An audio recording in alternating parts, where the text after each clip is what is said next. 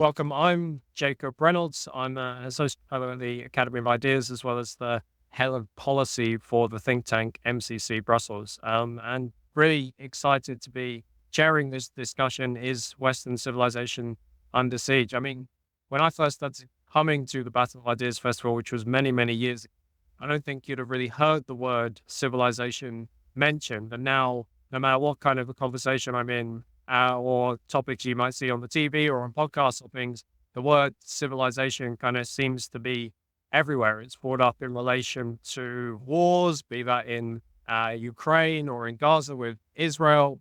It's brought up as a kind of a sense that maybe identity politics or the new anti-racism is kind of somehow a threat to civilization itself. Um, it comes up, somebody mentioned in one of the earlier sessions in here about being kind of annoyed at people who are on their phones all the time, playing music out of their speakers on buses or putting their feet up. And you'll see people post these things on social media saying the West has fallen. This is it. It's the end of civilization because people are playing music out of their speakers. But really, in this session, what we want to try and get to grips with is this kind of widespread sense that there's something amiss in especially Western civilization, but maybe civilization more broadly, and kind of ask the question, which I think is maybe the fundamental one for us today. Is this represented by, say, a series of external threats like terrorism or the rise of new powers like Russia, or the return of powers like Russia?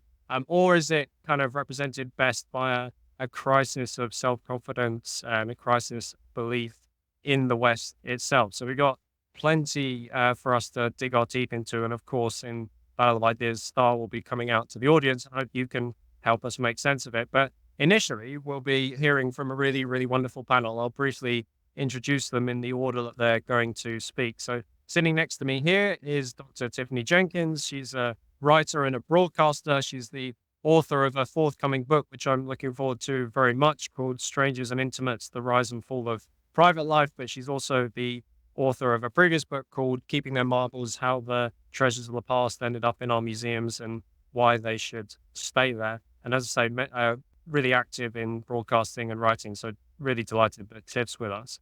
We'll next be hearing from Dr. Sean Lang, who's over there on my far left. He's a visiting fellow at Ruskin University. He's the author of First World War for Dummies, but also What History Do We Need, which is a really good question that maybe we'll reflect on a little bit here. He's also a fellow at the Historical Association and the artistic director of Boats Theatre, which I mean, based on a true story theatre. So welcome to Sean.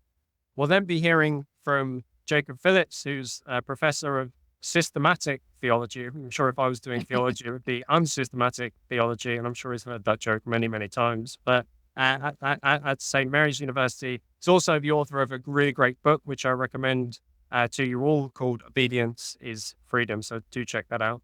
We'll then be hearing from Peter Whittle, who's from New Culture Forum and host, many of you will know, of the very successful New Culture Forum YouTube channel. So really delighted that Peter's with us. And then last, we'll be hearing from Professor Bill Durodié, who's the chair of international relations at the University of Bath and also a visiting professor to where I work at MCC Brussels. So can we give the panel a warm welcome?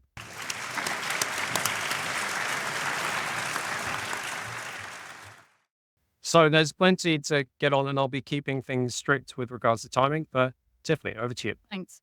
Last year in January, Rachel White-Reid, who you may remember as the Turner Prize winning artist who did the inside of a house in the 1990s, I think, made a revealing recommendation for the fourth plinth on Trafalgar Square.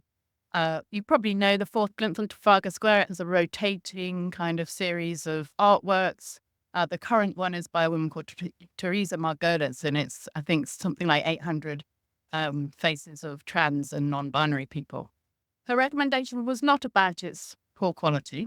It's not the most popular of rotating pieces of artwork, but she said that of the 14 or so that had been made in 28 years, no, I think one or two had found a permanent home.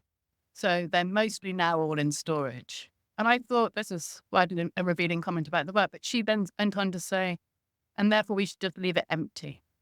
This was a sculpture person who has kind of committed herself to art, to making concrete and marble into meaningful, out of meaningful ideas, saying it should be empty. I think that's a really telling sign about our civilization, that we are unable to give meaning in sort of artistic form to things that we find important, things that you might want to transmit onto future generations.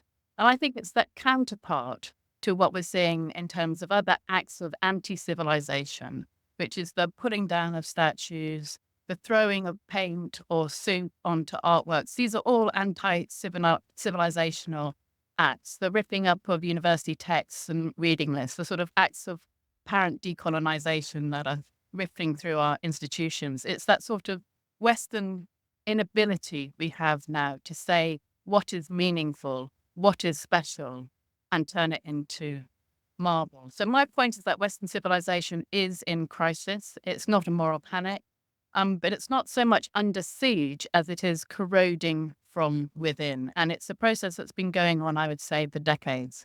Not sure if you know that lovely book, Swallows and Amazons, written in the 1930s about children who are holidaying in the Lake District, and they take themselves away from their adult society onto a boat, and they play with swallows and Amazons and all the rest of it. But at some point, they have to come home.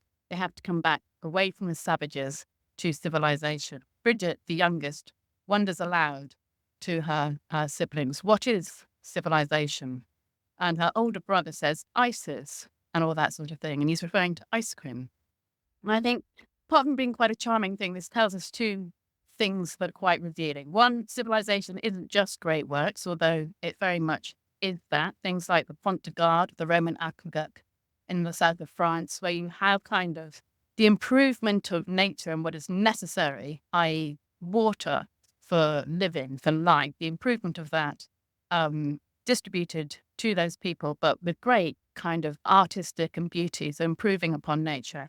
Yes, civilization is that, but it's also sort of the commonly taken for granted things, the ways of behaving in public on the bus, for example. It's the meal that you have with your friends in a convivial environment, and it's the ice cream that you eat after it. The other revealing thing I think about that book, which was written in the 1930s, is that we say this about many things, but you couldn't say that now. You couldn't say quite so easily civilization is ISIS, mainly because the very concept of civilization, in particular Western civilization, has been profoundly problematized. Civilization is seen as dangerous, as either associated with colonization or harm, but pretty much harming people. It's a bad word. It's not a recent thing, this. I think you see it in the 1960s and onwards, particularly in sort of identity movements, Black Panthers, and those kind of institutions that are beginning to work within the humanities start to talk about civilization as a problem. You see it in archaeology and anthropology in particular. Archaeology is seen as, or and anthropology is seen as sort of harming people. So is it a question of confidence? Well, I think that lovely 1969 program, Civilization, that Ken Clark did talk about confidence. And I think he's got a point, but it also needs to be aligned with some sort of moral quest or sort of spiritual quest. The barbarians that destroyed Rome had confidence, they had plunder, they had material progress, but they had no sense of trying to make something beyond themselves that would be enduring. They had, I think, a kind of spiritual whole. I think that's the sort of thing we have to kind of confront. Effectively, what has happened is this kind of anti-human sentiment that has kind of flourished now in our societies. You can see it in something like the idea of the human footprint. When parents are first parents, and they often get the footprint of their baby, and that is a sort of wonderful kind of idea that this child will go on to do something great, either in their own personal lives or have some sort of positive impact upon the world. It's a very nice idea, that sort of baby footprint. But now the human footprint is seen as an entirely negative thing. It's the carbon footprint that we all have to measure. Sort of any sense of human action on the world is seen as a negative thing. So Yes, it is a problem of confidence, but it's also a problem of really valuing our own humanity. My final point before Jacob shuts me up is to say, when the barbarians went into Rome, they only did so because Rome itself had already lost its sort of spiritual and political purpose. And that's why the danger to us that is really facing us is internal, not external.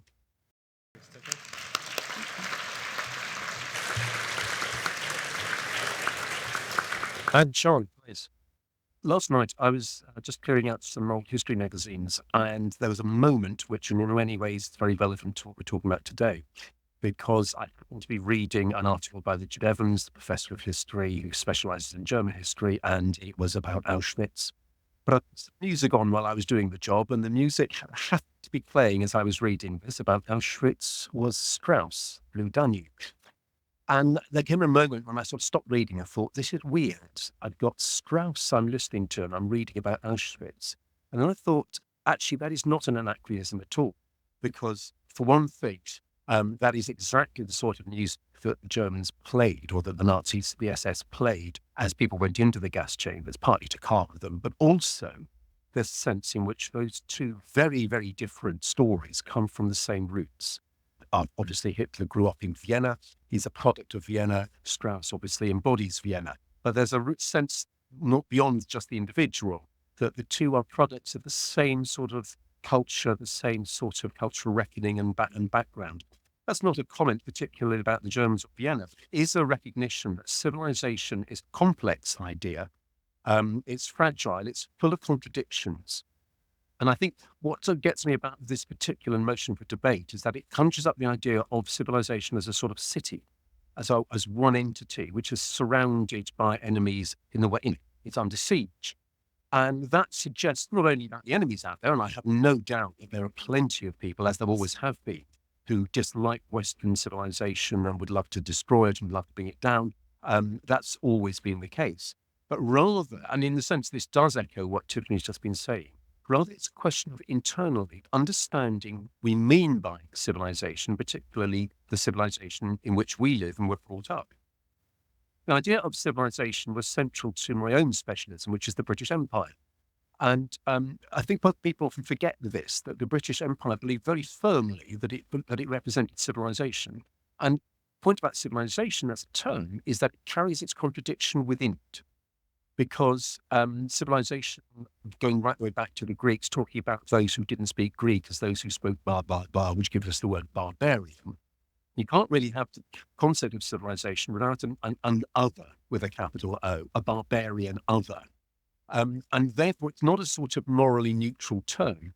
It's not in the sense that you can talk about different cultures, but civilization is a sort of assumption of a certain sort of moral leadership, moral superiority. And indeed, Kenneth Clark, in his series Civilization, did indeed talk about it as fragile and as under threat right from the very beginning of the very first program. But threat from what and threat from where? Obviously, the idea of civilization under threat is not new. You can look at people talking about threats to the Western civilization going back to the 1930s and indeed the 1900s.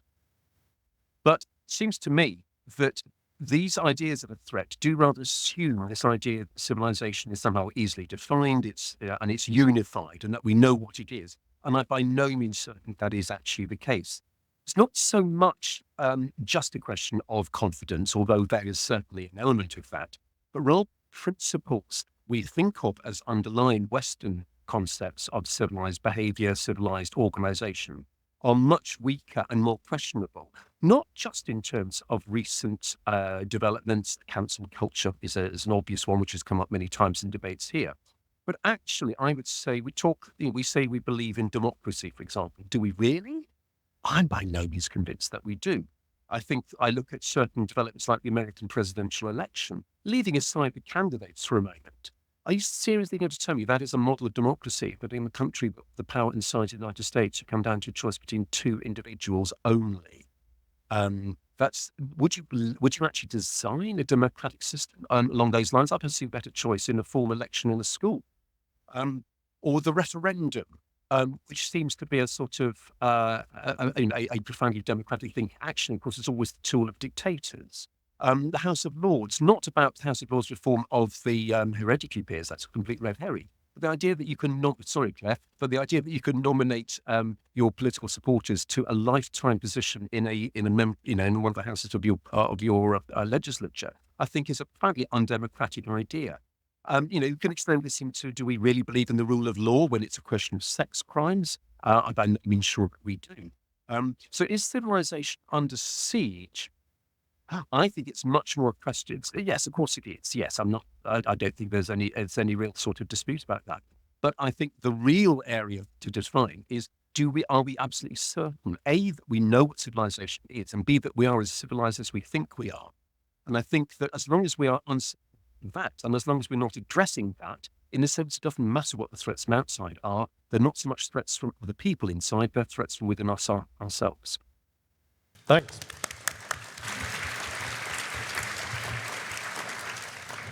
Jacob. Okay, well, I was very interested when I heard about the theme for this session, because when I first qualified as an academic a few years ago, you could just about still use the phrase Western civilization without having to spend an hour giving disclaimers and arguing with people about how you could use such a frightful term. And you could also say the West, the Western mind, Western culture, etc. And now these words are hugely problematized. I was also delighted to be here because I'm a parent of small children, and this point of a Saturday afternoon is where I start to run out of things to do with them. And I mean, one off this on film. Now, I don't know how many of you have had the misfortune to watch a kids' film that's been made in the last 10 or 20 years, but they are all invariably awful. And for that reason, I decided to start watching classic kids' films from the 80s and 90s with them, the films which I remembered from my youth. Now, what you'll notice if you watch those classic films from the 80s and 90s is there's a natural, unreflective self-confidence in something we can call Western civilization or the Western project. I'm talking about a set of unquestioned assumptions that, by and large, the way of life in Western societies is broadly good. People generally live well in the Western world, so they have, for the most part, an enviable quality of life, not only materially, but also in terms of our freedom. The good of the Western project is such that it's also worthy of being defended, and, for the most part, its endurance is assured. Now, we seem to have lost that sense of unquestioned, unreflective assumption and self-confidence. The question is whether or not this means we're under siege. Well, a siege is a military operation in which a settlement is surrounded by enemy forces, and there's a standoff until one side backs down. Things become problematic at the point that morale begins to be eroded. That's when it starts to split, fall apart, and different groups start arguing about the terms by which we might surrender. Now, some of this would seem to apply to the West. It can feel like we're under siege in terms of the geopolitical situation and so on, and our vulnerability to food and energy supplies and so on. But what I want to do, time permitting, is go on what will seem like a tangent and just reflect for a moment on the fact that Western societies are also unique, because we're the only society I can think of in history in which the concept of self-care has become a thing. Now, I'm skeptical of much of the discourse on self-care, but the fact it's become a thing in countries like this one, in our time, is instructive. Nowhere else in history has there been an issue with people allegedly neglecting to care about themselves, failing to prioritize unquestioningly their own self-preservation and well-being. Never before have people felt the need to focus consciously on basic components of human life, like eating, sleeping, walking, getting your steps in, remembering to talk to other people. We're now made to believe that self-destruction is part and parcel of the human condition for the population at large, and I think this is a new thing. This would suggest to me the decisive moment, the breakdown of morale, very much belongs to our moment of history. There's a waning of self-confidence, of self-belief, of the energy and passion of those at the city's gates. Every age has its ups and downs, its external threats, its geopolitical vulnerabilities, its economic challenges, its moral quandaries. I don't think Winston Churchill sat down in 1939 and decided to have a self-care day. We need, therefore, to remind ourselves of certain basic primary principles about Western civilization, things which, if properly accepted, can put things back in order again. These include the fact that the Western mind is not about tribalism, even less about a particular race or races, nor geopolitical or cultural dominance. It's about universality, having basic tenets which amount to a defense of humanity itself, not merely against others. This includes the universality and immutability of human nature over against threats like racial essentialism and gender ideology. It involves the belief that democracy has, by and large, proved particularly effective for attaining the common good in history. It includes the belief that there's an interlinked web of human rights and duties enmeshed in a set of obligations and civic duties. And it's ever mindful of the danger of tyranny and authoritarianism and the necessity of distinct local and national cultures. One thing I also think we need to do, and this never goes down with people, is be a bit more realistic about the Christian origins of many of these principles and how we've tended to be amnesiac about that in the past. So to finish, I think we need to cultivate that sense you'll see in a great late 80s kids film. The way of life in Western societies is broadly good. People generally live well in the Western world. They have, for the most part, an enviable quality of life, and we should be far more assured of our ability to endure than is the common case today. Peter. Good afternoon, ladies and gentlemen. Is the West under siege? Well, yes. Let me count the ways. I would say that the most important thing is that it's under siege from within. I think we've alluded to that already, but it's also under siege from without. But the fact is, if you are strong inside, and if you are strong as a society, you can withhold and you can withstand those attacks that might come at you. I would say that the most insidious experience of the West over the past, I would say, well, my lifetime actually, has indeed come from inside. The crucial point is when people talk about the loss of confidence in the West, I firmly believe that the majority of people in the West, for want of a better expression, ordinary people, have not lost confidence in the West. It is the elites have. This has been a top-down revolution. It's a top-down, which is essentially anti-West. So in recent years, let's just take a few of the kind of traditions of the West. Great achievement, now systematically undermined from the time of dead white males in the 1980s onwards. Only recently we've just had Chaucer this week, for example, getting a trigger warning simply because he mentions Christianity. There are references to Christianity. So that's got a trigger warning. That is to undermine the whole work. The scientific tradition as well. It's seen now, for example, as being a white-centric or European-centric thing. And we've found that, therefore, increasingly, scientific fact is being challenged. Biological fact is being challenged. We see this even in the trans movement. So the idea of truth and objective truth is also being overhauled. Beauty is also, I would say, seriously under attack. The idea of what is beautiful is under attack. Western history, and by that also, by extension, Western civilization, is seen as just simply being a history of racism and plunder. Critical race is seen as basically a way now of viewing, well, Western civilizations being inherently racist. Even environmentalism, I would say, is essentially got an anti-Western motive behind it. You know, when Jocasta, put sleep over one of our great works of art or whatever in the National Gallery, they're not thinking for a moment of going to Beijing, for example, or Mumbai. It wouldn't cross their mind. Is a strong anti-Western thing. And in fact, I think it was Greta Thunberg, God bless her, who actually said this as well, that in fact, it's actually we are to blame for the state of the planet because we industrialized the very thing that brought about enormous progress, Western phenomenon. Now we should be shameful about that. It's on all fronts. From my perspective, the most important and the most worrying thing, and here we are at the Battle of Ideas, is the attack on free speech, which is at the very fundamental foundation of a Western liberal democracy. We're seeing it every single day. Most recently, actually, even in our pubs, that came about this week. These are a litany of appalling things, of course. Do I have hope? Yes, I do.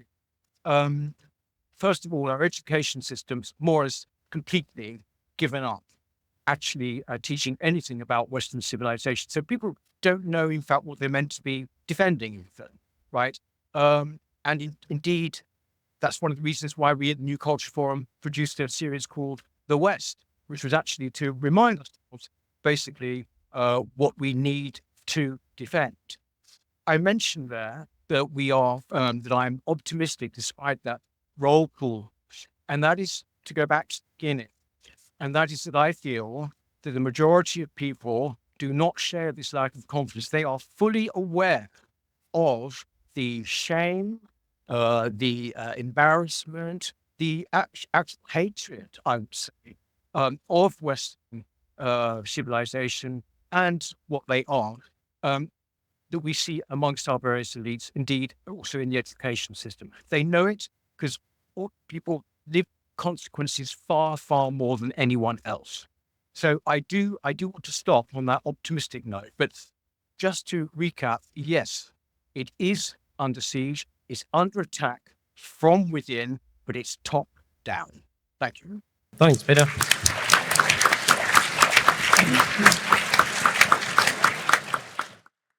And finally, over to Bill.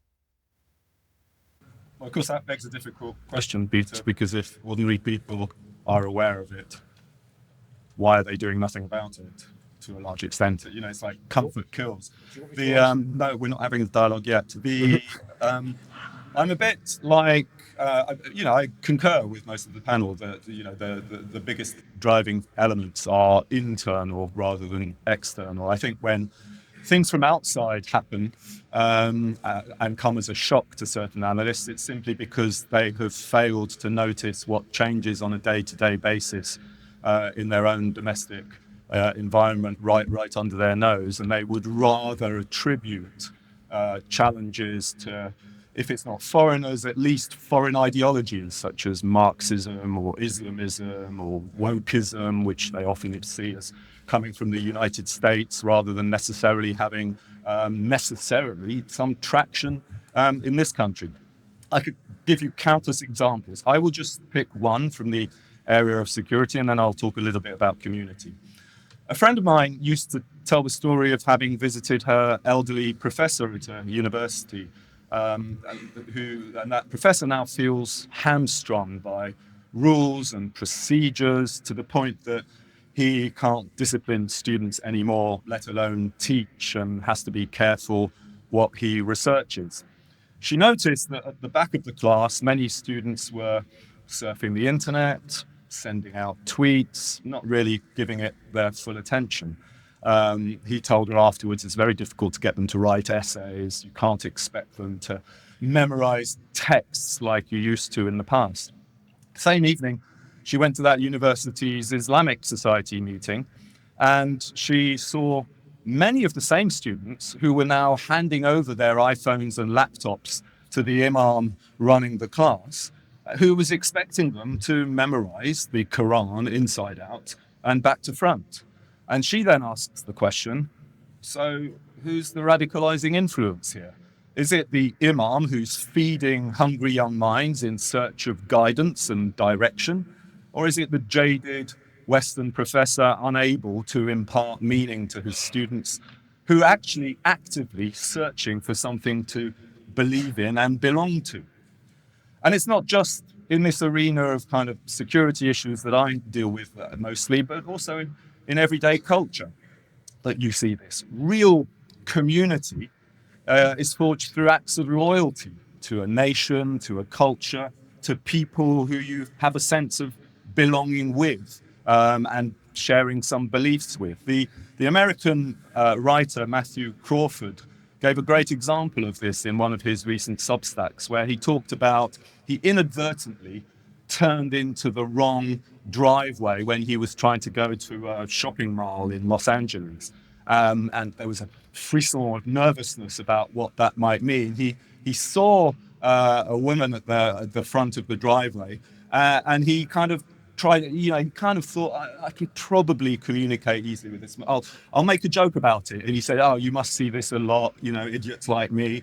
And she laughed. And he said how refreshing it was to be able to have a very simple interaction with someone who understood that it was a joke, it was self-effacement, it was a mistake. And he says, the problem is we don't feel at home in our own backyards anymore. There's a lack of common ground with other people to the point where we don't risk making a joke or using irony, or definitely not double entendre. Nobody feels at home because people are quite literally foreigners to one another. Olivier Roy, a French thinker, in his latest book, Culture in Crisis, which is much better described in French as the flattening of the world, suggests that we now talk almost like the recipient of our speech is autistic. If you look up on Wikipedia, there's a page designed to tell you how to teach or talk to an autistic person. It says, use specific keywords, repeating and stressing them, pause between words and phrases to give the person time to process. Don't use too many questions and use less non-verbal communication, such as gestures and facial expressions. And he says, we're kind of like living, if any of you have received training in your organization recently, you will recognize that that's what most of the trainers speak to you like. And Crawford concludes, there's simply less pleasure in being out and about. I'll finish with just a little point about Robert Putnam. Some of you will know of Robert Putnam, who's a professor at the John F. Kennedy School at Harvard, from his great work almost 30 years ago now, looking at the demise or the erosion of social capital, which he wrote up first as a paper in 1995, Bowling Alone, and then as a book of the same name. He's less known for the work he did afterwards. And that's because the work he did afterwards was investigating the effects of diversity. And he didn't like what he was finding. He said, in the short term, other things being equal, by which he meant accounting for income inequality and crime rates, more diversity in a community is associated with less trust, both among and within each of the groups. And he delayed publication of his work. He actually had the data in 2001 and didn't produce a paper about it until 2007, when he felt he could develop proposals to compensate for those negative effects. He says he tried to embellish it as in the long run, immigration and diversity are important culturally and economically, but in the long run. I just want to finish on one point because I know Jacob. Concluding sentence. Presumably, what he's missing is the need to integrate people. Okay, we'll stop at that, Bill. But my question to you is, integrate into what? If we no longer know Let's who we leave it are, there. what we stand for. We'll leave it there. We'll get into it. We'll get into it. Good. Great. Thank you, Bill.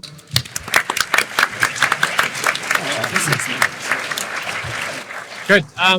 Lots to get onto, and I'm sure the panelists want to come back up what each other have said a bit as well. But let's go straight out to the audience in good Battle of Ideas Festival. So, very interesting comments, but please, panelists, would you be a bit more specific about what you think is specifically Western about civilization, apart from swallows and Amazons and maybe the railway children?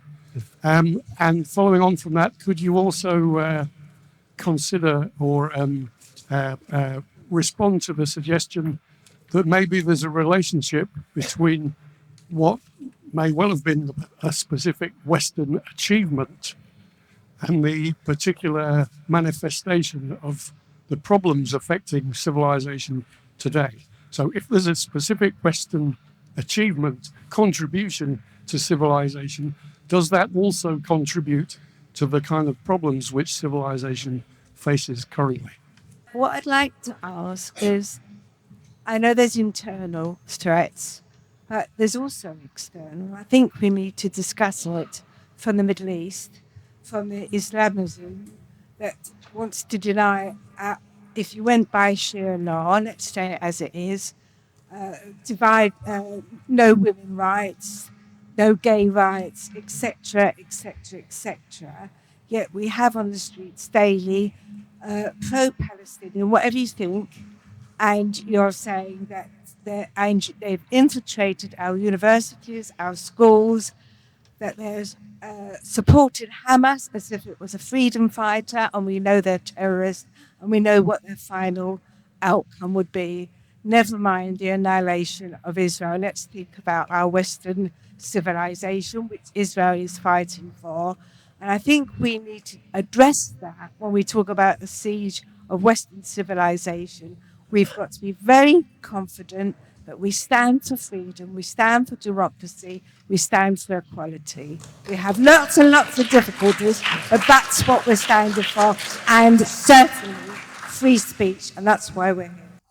I think it's interesting hearing everybody's version of Western civilization. I think there's a tendency, understandable, to project facets that you like about a society onto Western civilization. Democracy, for instance, Western civilization has been about 2,500 years old now.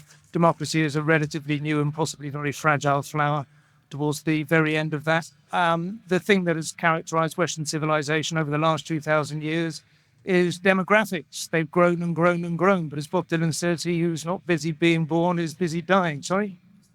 Stand up. Sorry, yeah. He who's not busy being born is busy dying. And our demographics are our destiny, and they are declining. Most of Western civilization was defined by the surge to drive westward from Greece to Rome and across Europe and across the Atlantic and then across the continent of America. And that was due to surplus population in any single polity at that time. But we have lost that now. And consequently, that is the fundamental issue we confront, in my view.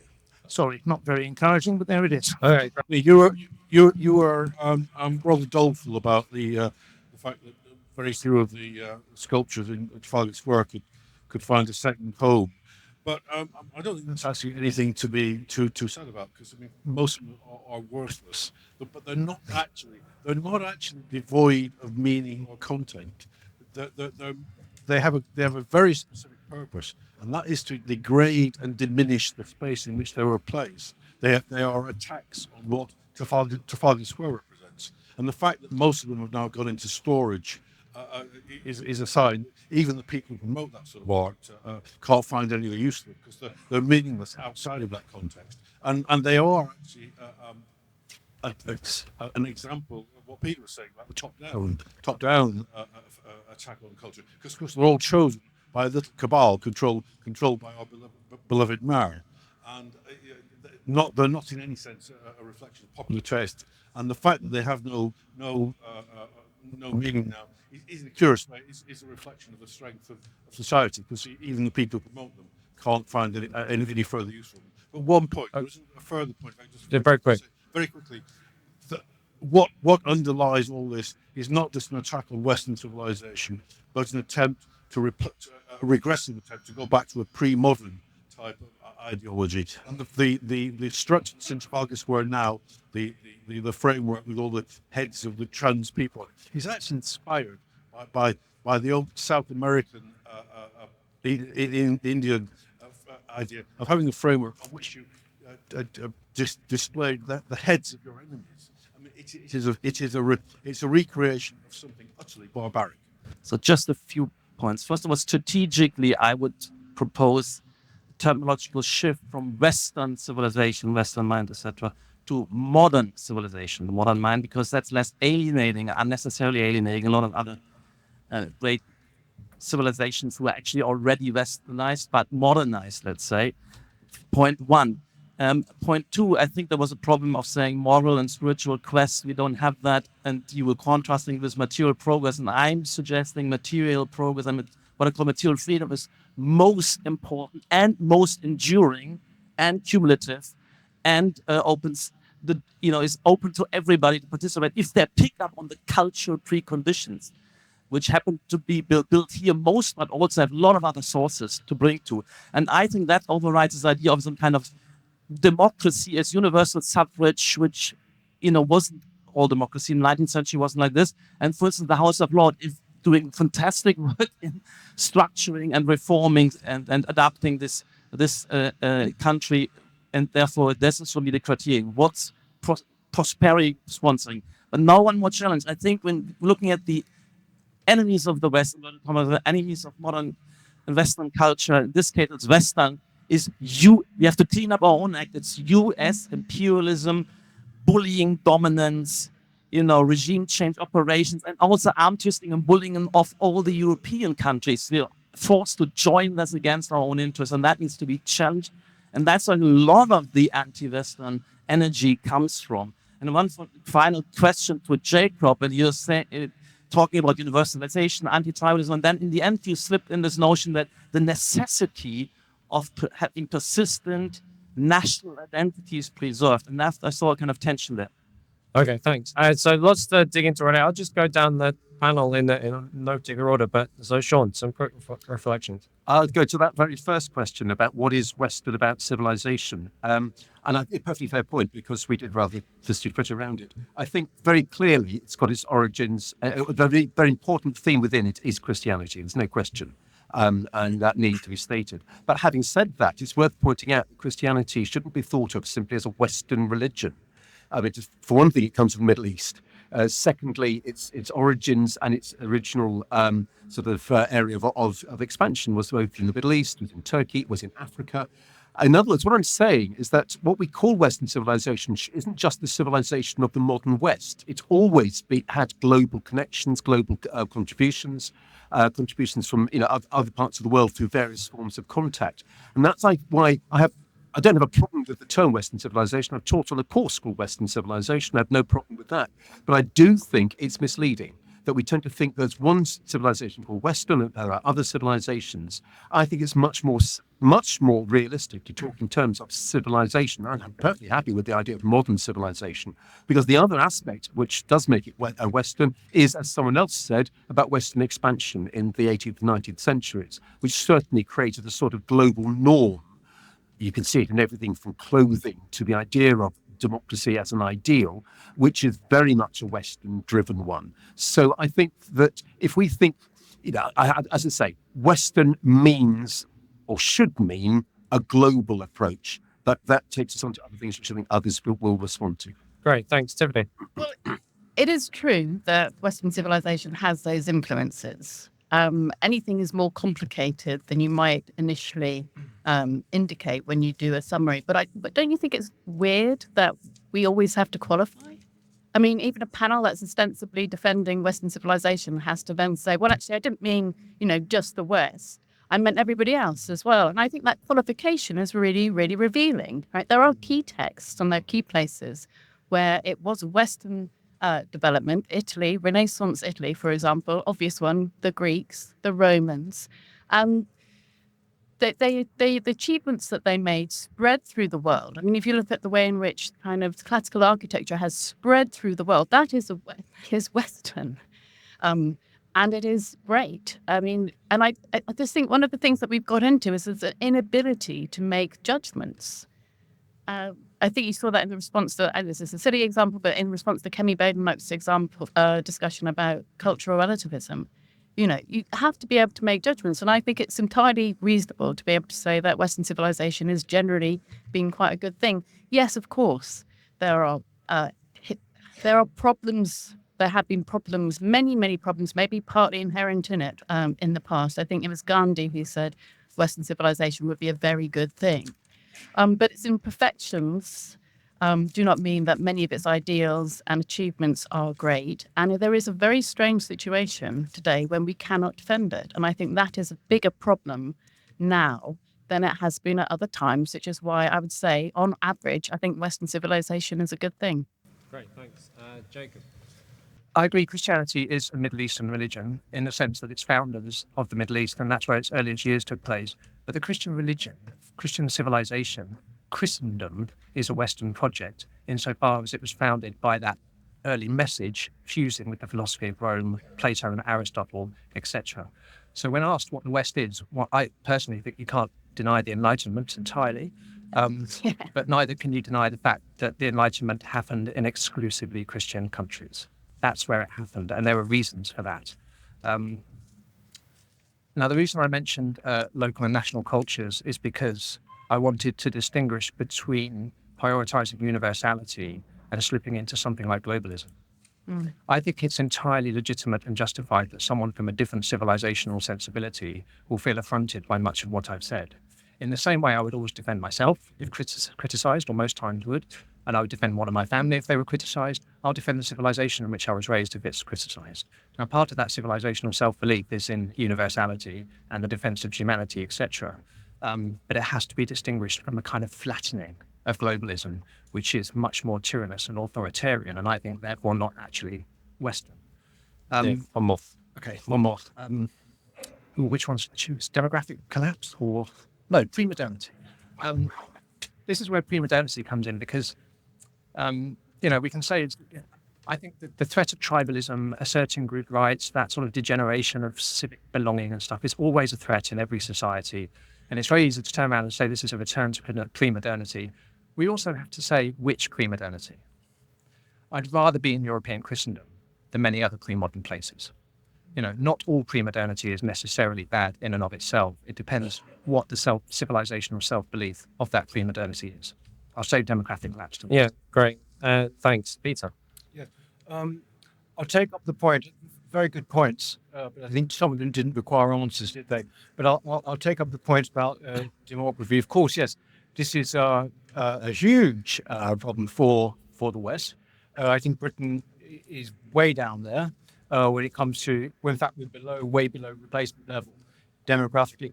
I think the question really comes is that we have had over the past, 20 to 30 years, historically unprecedented migration into Europe.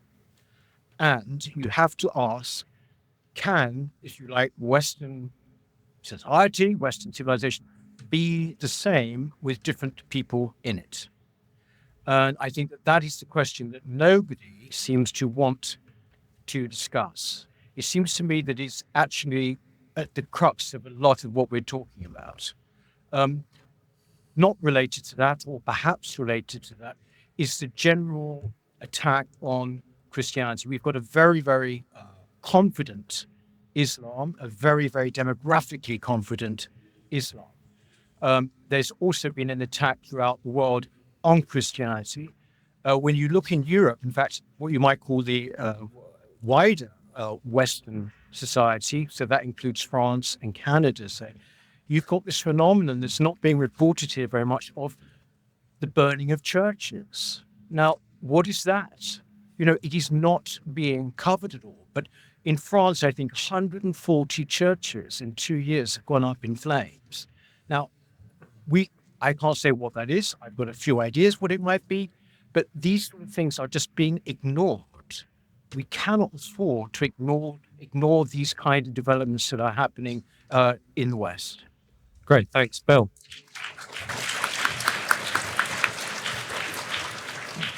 Well, I beg to differ. If you were living in New York 100 years ago, you'd have been living in a more diverse community than in many places that we consider to be diverse in the UK today. I'll come with a caveat with that. But, Irish, Swedes, Polish, Italians, Greeks were living cheek by jowl. There were 67 weekly Polish newspapers alone. I could give you other statistics. The difference is that, so in many ways, more diverse than a culture constantly focused on identity. But I think the difference is they shared common aspirations as well as a common space, to some extent common values. And that's going back to the point I was trying to finish on but couldn't, which is that what are we trying to integrate people into? If we don't know who we are, what we stand for and where we're going, we're not offering any group that comes here the means by which Putnam could actually understand his dilemma. Just quickly on demography, I think that the real, demography is a consequence rather than a driver of this. If you don't believe in the future and you're unable to find commitment in a vision of the future, let alone a partner, then obviously you're not going to be having children. It's not as catastrophic as some doom demographers make out. It's something we ought to be alert to, but as I said, I think it's a consequence rather than a driver. Okay, great. We'll come straight back out again. Yeah, I think there's a crisis of civilization. We are under siege, and I agree it is largely internal, and something that hasn't really been talked about yet in any of the sessions I've been at has been the experience of the lockdown, the 2 years of lockdown. And we've obviously come out of that now, and nobody really talks about it, but it really was corrosive to a sense of civilization. My personal circumstance, I'm not whining, at the start of the lockdown, working from home, my wife working from home, my children, invert commas, homeschooled. 2 years later, same situation pretty much. Me now, permanently working from home.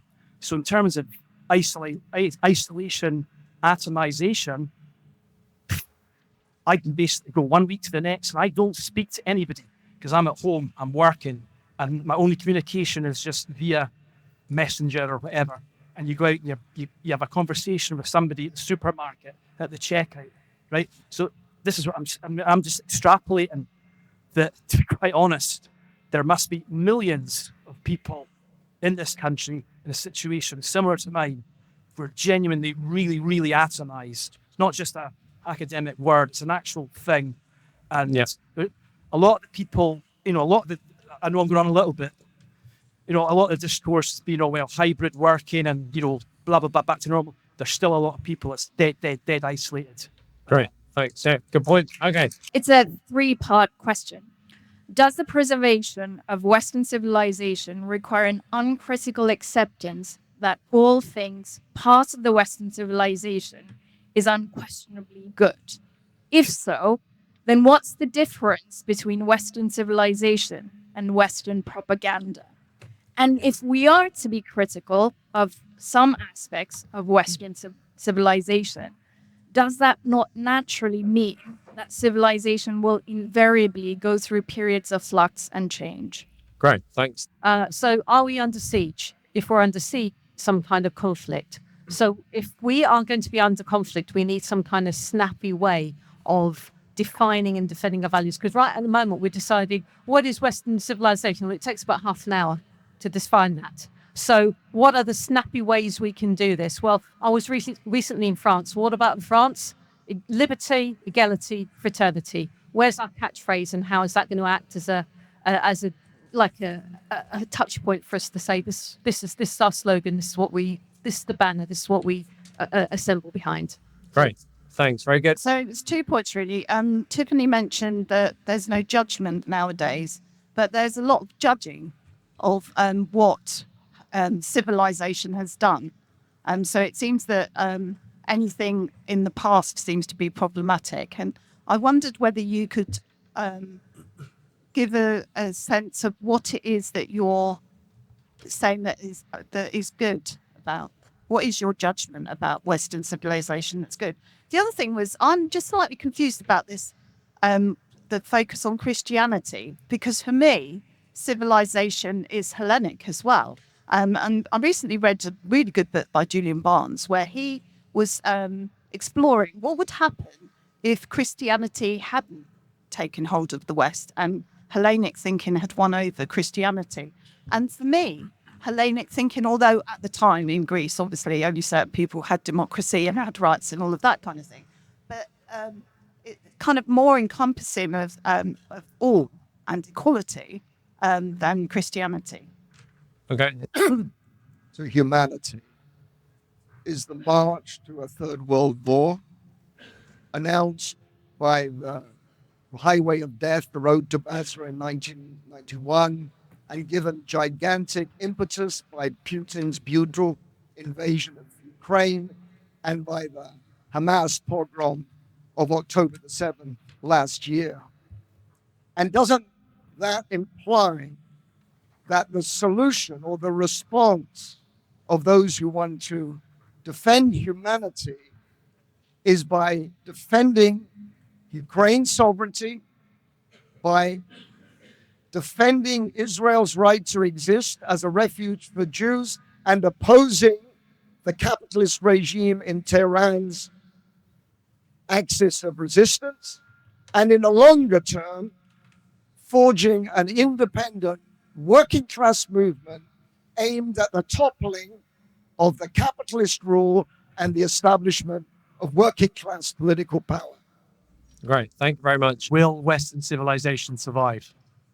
In the 8th to the 13th century, when Muslim clerics translated the Greeks and brought them back to us in the West, that wasn't that there isn't a thing called Western civilization, because the influence and the impact was internationalized and it can be taken in different parts of the world and reinforced. But it was Martin Luther when he said, "Here I stand, I can do no other," that the glimmer of consciousness and what agency in the individual can mean in the world, in the challenge to some of the notions that you had to just take all of your knowledge from priests or from someone else. That relationship, that notion of the individual in relationship to society, with our artifacts, with our visual representations, with our literature, with our music, led to the point where Kant could say dare to know, where we can dare to say we should have universal suffrage. It just happens to be a historical fact that happened in certain places, but we should internationalize and make the best of everything to everyone. It was C.L.R. James that said, you know, he would not have wanted to see people pull statues down. He wanted, C.L.R. James, everyone to aspire to the best that was thought and written and to make it your own, right? And that should be the aspiration in education, in our institutions.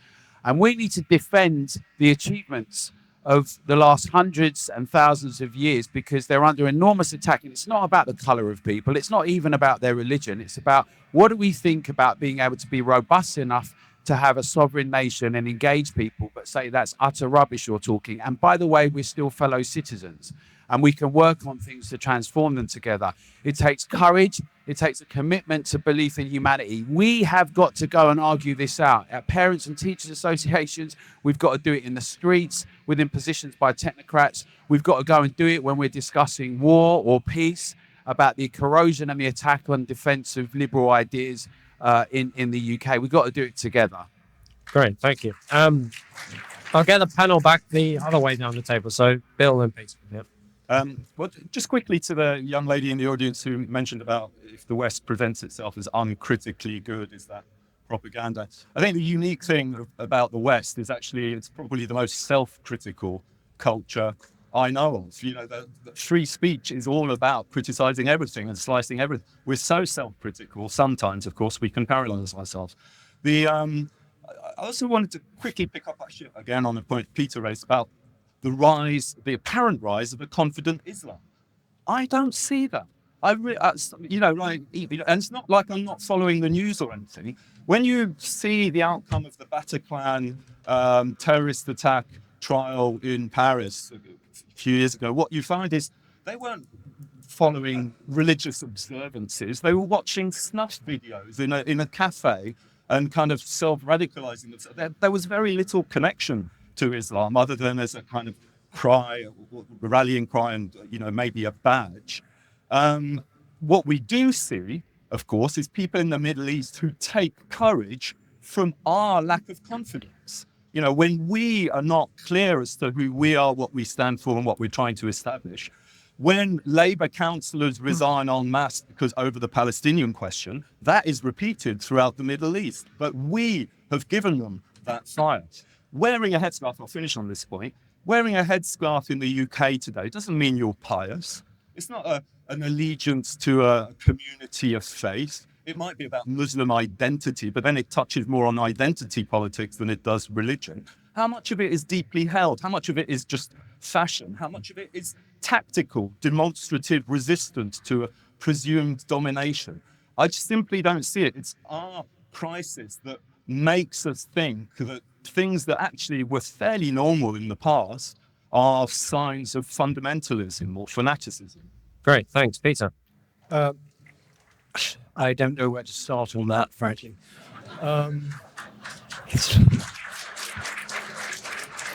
Well, you better say something. I have a try. Major denial going on here. First of all, the headscarf, it's a symbol of subjugation, right? That's what it is, in my view. And to say that it's a matter of choice is ridiculous. When it comes to the confidence of Islam and Muslim society, you mentioned the Bataclan, you mentioned terrorism. You don't have to go that far. I, in fact, didn't even talk about terrorism. The fact is that when you're talking about Western civilization, this becomes very, very germane. If you go through the various beliefs as surveyed by the Muslim community in this country, something like 52% think it should be illegal to depict or criticize Prophet Muhammad. We still have a teacher up in Yorkshire who is still in hiding because he showed cartoons to his pupils, right? And he's going to stay in hiding now forever because no one's got the guts to actually back him up, right? Similarly, 32% of Muslims prefer Sharia law in this country. This is all verifiable. These are the things that are challenges, I'm afraid, to Western civilization. We can all say kumbaya and hello flowers, hello trees, but this is the fact of the matter. And just by simply saying, oh, but in New York, everyone was even more diverse. The people you mentioned, I'm afraid it's a fact, were European people, right? Basically from the same tradition. That is not what we have now in Europe. And this is crucial. And there's no point in saying, well, I just don't see this. I mean, this is crazy. Great. Okay. Thanks, Jacob. One. Yes, well, I mean, as a Christian, I feel I should defend Kumbaya, which I think has been treated a bit.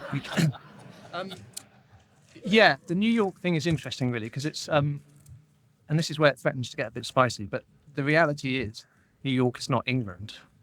England has a different cultural heritage, a different history, a different cultural lineage, completely different to what the USA has. So I think it's perfectly permissible for someone to talk about this context and say migration, New York should be a benchmark for how migration can and should happen here. It's a different beast entirely.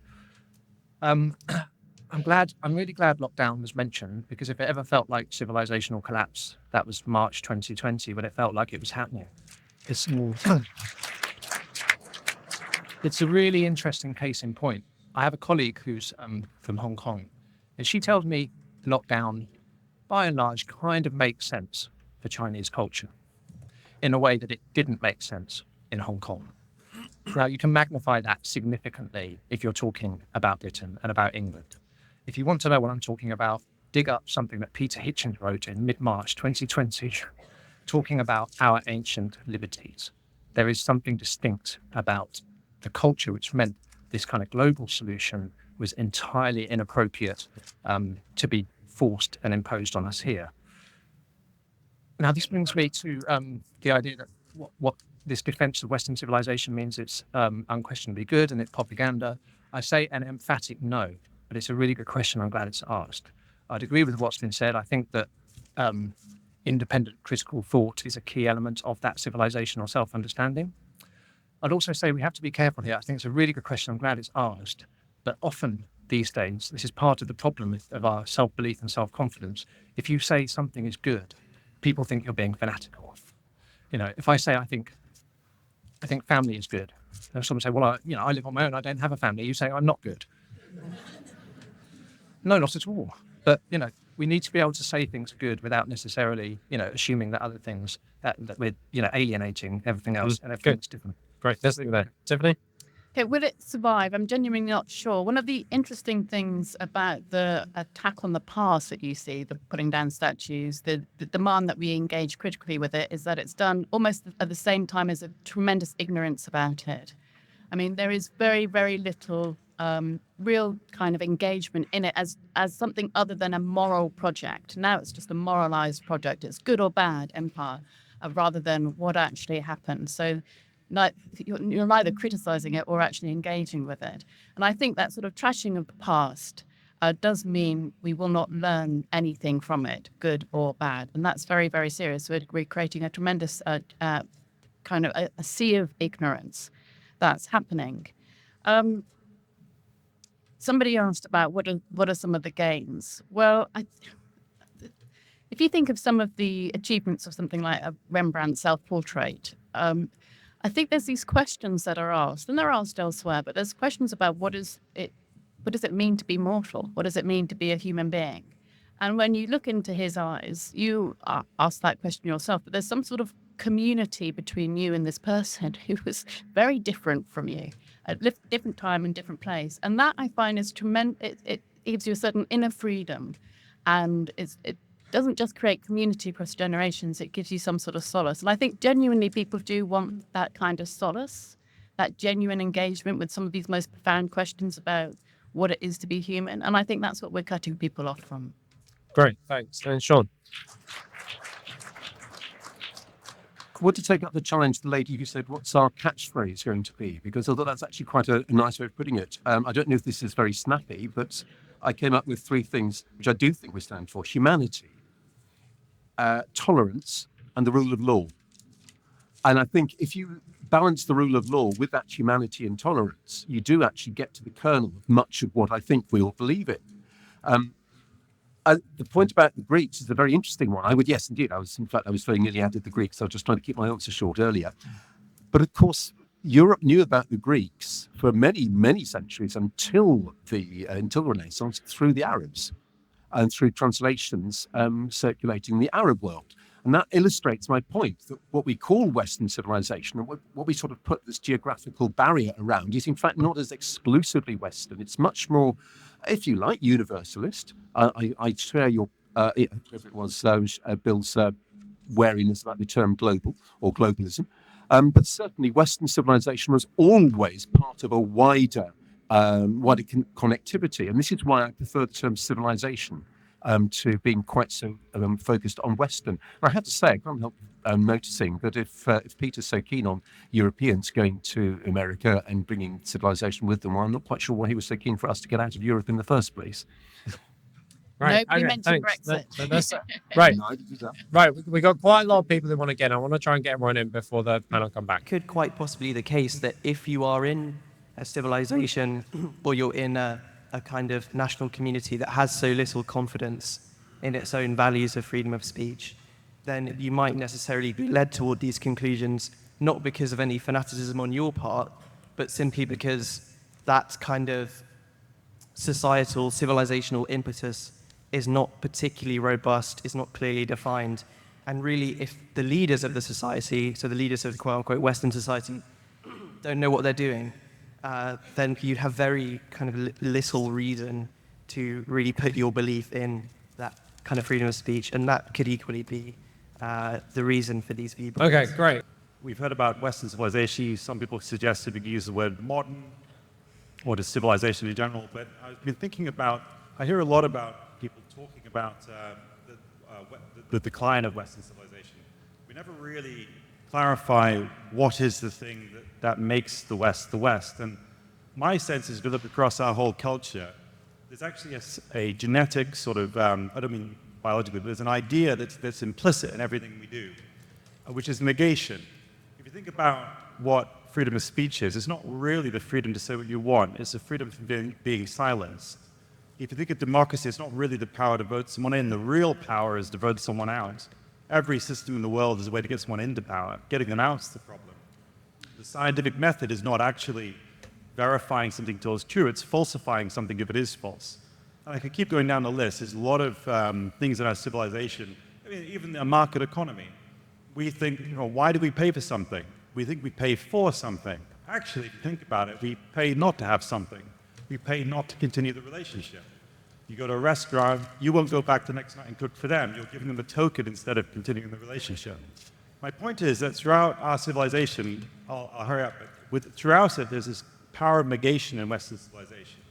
And I don't see it's replicated in others. And I think that's something we need to think about as a core value, because these things are being eroded now throughout various areas of our culture. People think that... okay, good. Yeah, okay, Just 2 quick points. First point is to Peter. I don't think it was the Muslim community in Europe which thought of multiculturalism and which made assimilation a dirty word. I do think it comes from our society. We have to ask ourselves the question, I'm not British, but why is it that it's often the 3rd and 4th generation of immigrants adopting an Islamist identity? So I don't think it's quite as easy. But the point I really wanted to make was I wanted to actually challenge a point Sean made, which was about Auschwitz and Strauss, and you kind of said it was the same root, sort of a little bit like the Frankfurt School thought.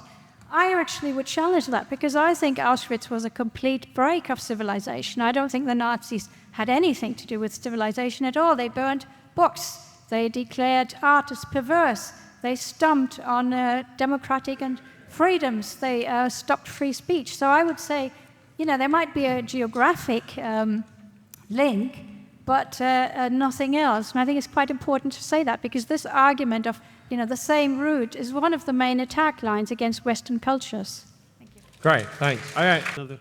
One, can we say Western civilization is superior? Not just good, but superior, the best. We've been sort of touching around that. I say we could. What do people think? Second, even touchier, race. We haven't really brought race into this and ethnicity. Can a non-white civilization produce Western civilization as we know it, let's say, here in the UK, a majority non-white? I'm not talking about various people making a contribution to war non-white, I mean a majority. I'm not sure on that, and I am skeptical, but I'm willing to listen. But I'm saying that's something that needs to be talked about, and very rarely is. And I'm asking Peter, because of New Culture Forum, etc., have you discussed that? Would you discuss that? The actual racial element of Western civilization. Okay, thanks. Okay, my question is kind of similar-ish, sorry, to the propaganda one. It was just generally, where is the line drawn between under siege or rotting from within, and also just change and progress, and how you define, because like a couple people have said, I feel like what's defined as Western within the idea of Western civilization is still quite loose. So how do you, I guess, determine how malleable that concept is? I guess I would appreciate maybe some pushback on the idea if we're going to compare and, define the West as, this geographic regions that include the Americas or include North America. It might be worth pushing back the idea that North America, or at least US and Canada, was this wave of a monolithic European mass, because it wasn't. There was an indigenous population, there was a slave trade that went on, and also the Europeans within. I think that's the point also that was so salient. The Europeans that were within North America didn't see themselves as one. The biggest wave, as I understand, one of them was, for example, potato famine. Refugees, who certainly didn't see themselves as the part of the same, European brand as the British or New France and Canada, which is where I'm from. So I just want to push back on that. But generally on that, the question of malleability and basically confidence versus hubris. How do we have a Western confidence without seeing ourselves as unchanging? Okay, great. Nice question. Okay, so there's a gentleman with a microphone here. I think that reality is under siege. I think that much of Western civilization, one of the pillars was like the Royal Society, and out of the developments in science, we harnessed the power of steam and then the power of electricity, which allowed us to broadcast information around the world in a way that had never been done before. And now we're arguing over what a woman is, And so instead of observing the natural world that we used to come up with conclusions about reality, we're now arguing over feelings, basically. So instead of observation of the world, we're now navel gazing and thinking, oh, what's my identity about this? And it seems to be poisoning public debate. One of the things, as I understand it, that's seen as a civilizing dynamic is the distinction between the public and the private, and the idea in terms of, to some extent, you could say the defense of the family, and also the idea that it is parents who should instill their values into children rather than the state. In this morning's session, I asked a question about democracy, and one of the panel said he's concerned about the number of people homeschooling. This isn't a defense of homeschooling, by the way. He said he had a concern about homeschooling because you could have all sorts of radicalizing influences going on there, by which he really meant Islamism. And he was implying that the state should get more involved in the family and monitoring what's happening in families, and you should really sort of not like homeschooling. Who's the greatest threat to civilization? Parents who might have radical views, or people on our panels who are suggesting the state should be monitoring families and their values? Great, nice. While I don't share Bill's point of view entirely, if I understood him correctly, in relation to what he was saying about Islam and some of the views of people in this country and in Western Europe who are Islamic by faith, I do think there is a case for saying, look, if we want to rescue universalism, we have to tread a little bit more subtly through this debate, if nothing else. The panel, if you'll excuse me, that side of it, it sounds a wee bit one-sided when you discuss Islam. Because although I share, it's obviously the case that the two really big assaults on Western civilization that have happened, in the last 30 years have been in the form of an Islamist terrorism. It's nonetheless the case that millions of Muslims do not share those values, do not share that type of approach. So I think it would be useful to try and distinguish a little in what you're saying. Okay, great, thanks. No, please save the applause. Everybody's very good. We'll take that as read for them, right? Okay, so we got someone with the microphone there, then someone with the microphone here, yeah? And then we might have to call their day to give the panel some time to wrap. Right. Is part of the confusion the fact that we're talking about Western civilization rather than Anglophone civilization? Because we think historically, English-speaking peoples actually have a very distinct culture and approach to civilization for what you'd see in France, Germany, Italy. And to tie this back in with the example of New York, I don't think New York is the best example of integration. If you think about the United States today, you have lots of people who primarily identify as like Irish or Italian, German, these lots of political issues within America itself. Think about, for instance, Joe Biden, who richly still refers to himself as being primarily Irish, despite the fact he's got more English ethnicity than he does Irish ethnicity. So I think when we're talking about these ideas of Western civilization, perhaps we should try and make it more nationalistic, because otherwise we get confused because we're trying to effectively combine 3 or 4 different value systems into one. Okay, good, right. Lady there, and then I'll get the panel back in, I think. Yeah, okay. I'll try and keep this short. What I'm observing generally on a personal level and on a national level is a real crisis of meaning and purpose. And so my question to the panel is, looking forward as a nation, or maybe as to what is the new Western project? What's our purpose? What are we for?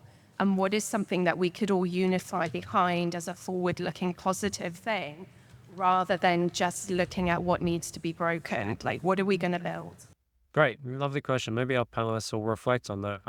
What I'll do is I'll give you all just 2 minutes to wrap up. Apologies to anyone who didn't manage to get in this time.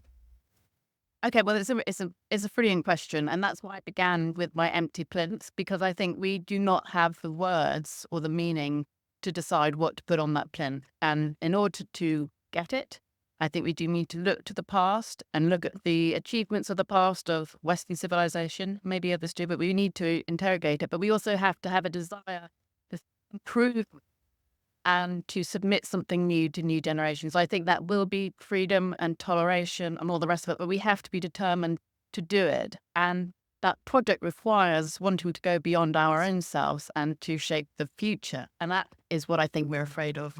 And that's what I'd like to kind of end. That's what I'd like. Great, thanks, Tiffany. Sean, same thing for me, thoughts. Civilization was always in the state of flux. That's a question that came earlier. It's always changing, and so if you say, what will the future hold, our civilization will change, and it does change as the people who make it up change. That has always historically been the case. So I don't think the future will look the same as today, whatever, if you like, happens from out of this debate. I'm afraid I would stick to my point about Auschwitz. I think it's very important that we recognize, we need to recognize, that we've given this very positive view of civilization, and that's absolutely right. That's why civilization was not better than other civilizations, but it is better than barbarism. But civilization has a dark side to it, and it always has. And I think that's trying to negate that, to take the point from further back there, that is the hallmark of a civilization, that you can recognize what is bad and stand up to it. Great, thank you, Sean. We'll save the applause at the end, just I'm worried about running to time. But again, all of the panelists are very, very good, so we don't have to worry about that. So next we come to Jake. Okay, so I thought I'd come in on the issue of race, because I don't think the Western project is a white project, which might be the implication there. I really don't think it is. I personally don't actually identify with the word white. I think it's an American term. I don't wake up in the morning and think, oh gosh, I'm a white person. To me, it's a very American term. It doesn't really make a lot of sense, really. Yeah, no, I know what you mean, but what I'm...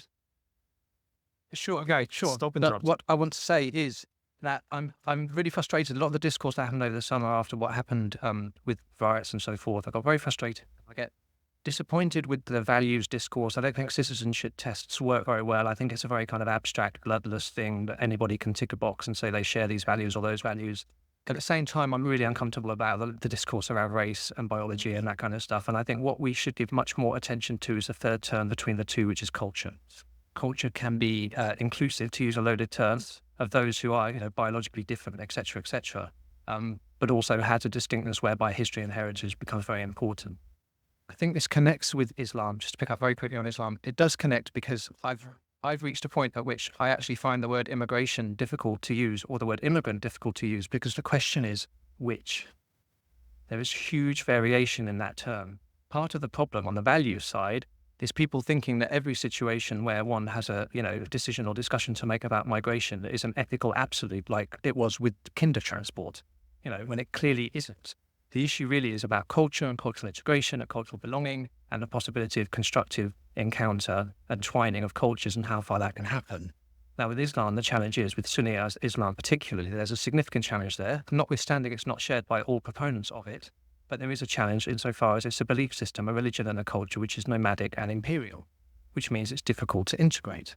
And if we could have had that self-belief I was talking about at the beginning, I believe we could have had honest, upfront conversations about this a couple of generations ago to talk about the way in which some form of constructive long-term cultural encounter was likely to eventuate from the decisions we were making. And I think culture would enable us to do this kind of thing if we can reach a point civilizationally at which these kinds of considerations can come into play. Great, thanks, Jacob. Peter, your final thoughts? First of all, we'll make the point very important here. Actually, I think Jacob just more or less said, when I talk about Islam, by the way, we're talking about a belief system. Don't forget, I'm talking about an ideology which I feel is regressive and a problem for us in the future. I'm not talking about race because it's not. It's an ideology. We could all become Muslim tomorrow if we wanted. That's the important quote to make. As a general wrapping up, I would just say one thing. Back in about 1987, Stanford, in this very emblematic Stanford University, discontinued a course which was an introduction to Western civilization. It was very, very, and they bowed to kind of political activists, and they got rid of it. So now it just became cultures or something like that. Cut this, and we have students on those campuses who are protesting at the moment, saying such things as, we are Westerners and we want to eradicate entirely Western culture. So I would say to you, in reply to that, we have to build our own new institutions like they are increasingly doing in America, like Hillsdale College. We have to educate our young people in the brilliance of Western civilization. Not just, on balance, it's okay, but I'm a bit uncomfortable about saying this and that. In the sheer of it and all its ideas. So basically, that is what we should do. And in fact, in that way, the Western civilization could have a huge renaissance in the future. Thanks. Bill. Save the applause, please. Phil. Yeah, so we end with Kumbaya. It was Stanford and the civilization course, not Islamists. It was Westerners who decided to rename Christmas Winterval, not the Muslim community.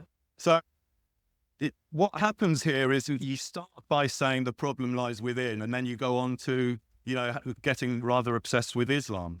32% of Muslims, according to you, want Sharia law. By my mathematics, I make that at best 1% of the UK population. You missed the first session probably today when we were told that 76% of the British population think elections are rigged. I make that 40 million people, so 40 times bigger a problem.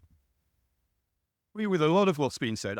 But I would also say I have more in common with a Muslim shopkeeper on Tottenham Court Road working every hour of the day in order to get their kids into a decent school and to provide for their family than I have with a white middle-class animal rights activist who sets fire to a boathouse at Oxford University.